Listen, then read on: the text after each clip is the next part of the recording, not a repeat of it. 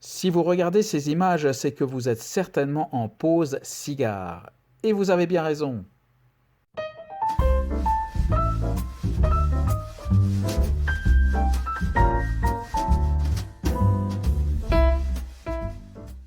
Bonjour et bienvenue sur cette série de 4 vidéos de suite consacrées aux cigares de République dominicaine.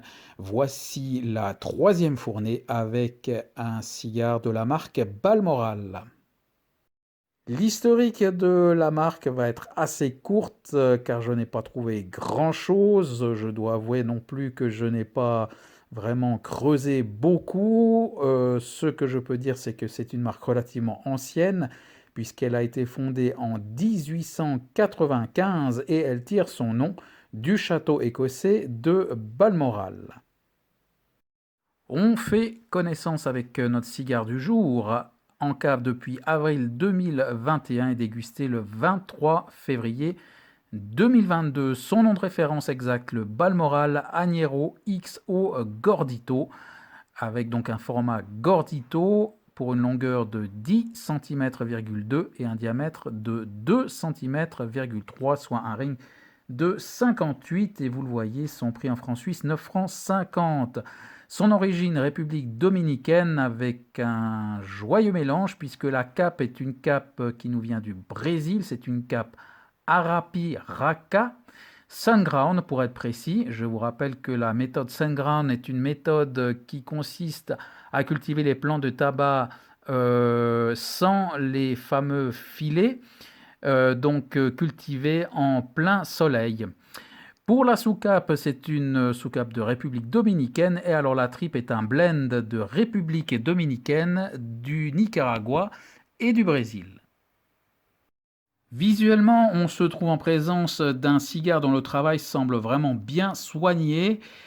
La cape est plutôt Colorado Maduro et ce cigare a deux bagues, une bague de pied et une belle bague moderne avec son petit liseré rouge qui fait tout son effet. L'allure d'ensemble est assez rustique avec une cape assez bien tendue et bien nervurée. Je dirais que c'est un côté rustique pleinement assumé par la marque. Et on distingue alors très nettement deux nervures principales sur ce cigare, dont je peux rajouter que la cape est assez luisante. Mais par contre, ces deux nervures posent question par rapport à la combustion et la dégustation qui nous attend, et on verra ce que cela va donner.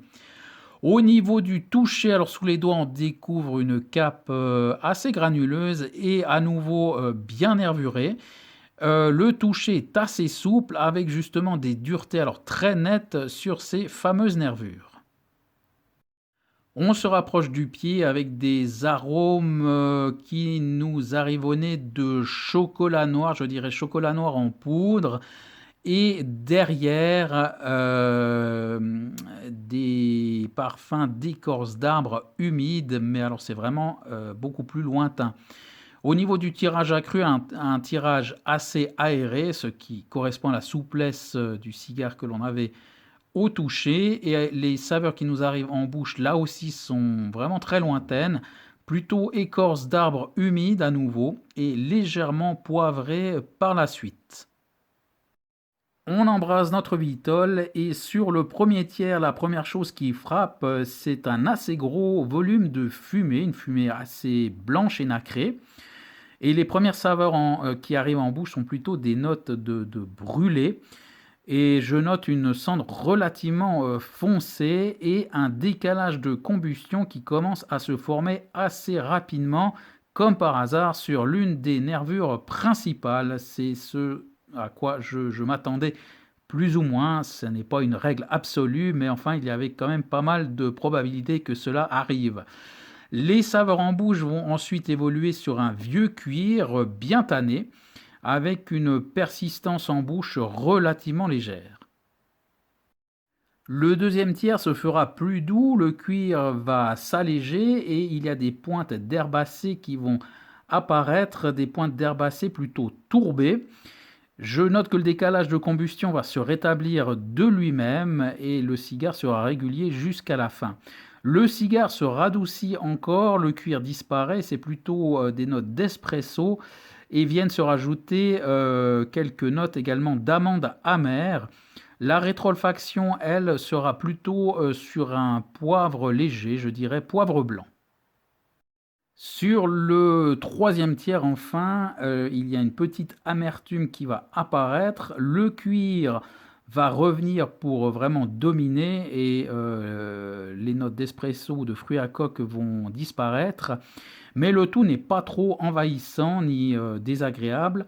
La cendre va enfin tomber, j'ai envie de dire, une cendre vraiment très compacte, vraiment assez sombre hein, dans son ensemble, mais qui tombe en toute fin de dégustation. Je profite quand même pour faire un dégazage, même si l'on arrive en toute fin du cigare, et étonnamment le dégazage sera assez léger. On termine sur un fond assez tourbé, qui est assez surprenant et pas désagréable du tout. Il y aura une légère montée en puissance, mais rien de vraiment énorme. Et je note aussi une amplitude en bouche qui sera légèrement plus marquée sur la fin de ce cigare, dont la dégustation aura duré 1 h et 7 minutes. Pour ce qui est des notes, alors 7,6 pour le visuel, un joli cigare. J'enlève quand même quelques points par rapport à ses nervures parce que ça interpelle tout de suite, même si c'est peut-être des nervures pleinement assumées, mais tout de même ça interpelle. Voilà quelques points retranchés par rapport à ça. Sinon, pour le reste, comme je le disais, un travail assez bien soigné sur ce cigare avec des bagues qui se sont décollées sans trop de difficultés également. Au niveau de la qualité de fabrication, 6,8, je reviens sur ces nervures quand même assez gênantes au toucher, je vous l'ai dit, ça interpellait. Et puis, ça a provoqué un décalage de combustion qu'il a fallu quand même un petit peu surveiller. Donc là, on peut retrancher des points parce qu'on ne savait pas trop vers quoi on allait. Mais ça reste quand même une note tout à fait bonne sur cette qualité de fabrication. La palette aromatique 6,8 également, une palette qui évolue. Malheureusement, alors des points retranchés pour moi, alors c'est vraiment à titre personnel, il manquait peut-être un côté un peu gourmand. C'est un cigare, donc comme je l'ai dit, avec une évolution qui est là. Il manque peut-être un petit quelque chose, mais dans l'ensemble, c'était assez agréable. Un cigare pas trop asséchant non plus, légèrement sur la fin. Mais voilà, ce cigare s'en sort là aussi avec une assez bonne note. Et au niveau du rapport qualité-prix, là aussi 6,9. On est sous les 10 francs pour un Gordito. Je prends toujours comme référence le Capadura qui est vraiment meilleur marché, qui était vraiment bien meilleur tout de même. Et par rapport à ça, voilà, ça reste un bon rapport qualité-prix, mais il y a mieux, on peut faire mieux. Mais ce cigare s'en sort vraiment assez bien avec sa note globale de 6,98, juste sous les 7 points, qui est un petit peu, je dirais, le cut à franchir pour vraiment être classé dans les bons cigares. Il n'en est pas loin. Comme je le disais, il manquait peut-être ce côté un petit peu gourmand. Et l'index de puissance, un peu plus fort que les derniers, avec une note de 5,7. En conclusion, vous l'aurez peut-être deviné, je n'ai pas été pleinement emballé par ce cigare. Il a des côtés intéressants. J'ai apprécié la dégustation en me disant que c'était vraiment un cigare racé. Une chose intéressante avec ce fond tourbé, pendant la dégustation, je me suis dit qu'un pairing avec un whisky tourbé précisément serait certainement quelque chose d'assez intéressant. À part ça, ça peut être vraiment un cigare fumé dans l'après-midi ou en fin de repas avec un café. Je pense que ça peut très bien faire l'affaire.